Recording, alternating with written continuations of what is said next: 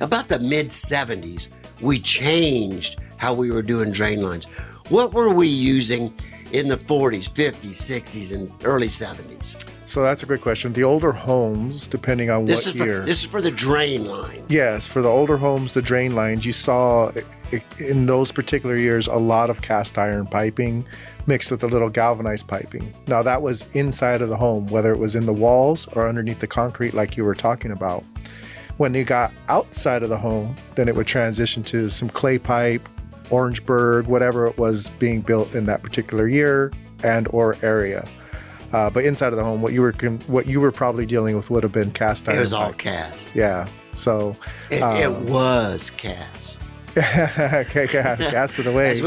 As we were taking out, it just crumbled into bits and pieces, piles of rust. Fragile as a potato chip. Yeah. You know, super strong pipe. Obviously, it gave plenty of life. Well over 50 years. Yes.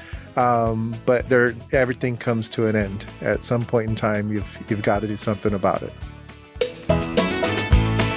Rosie on the house, every Arizona homeowner's best friend.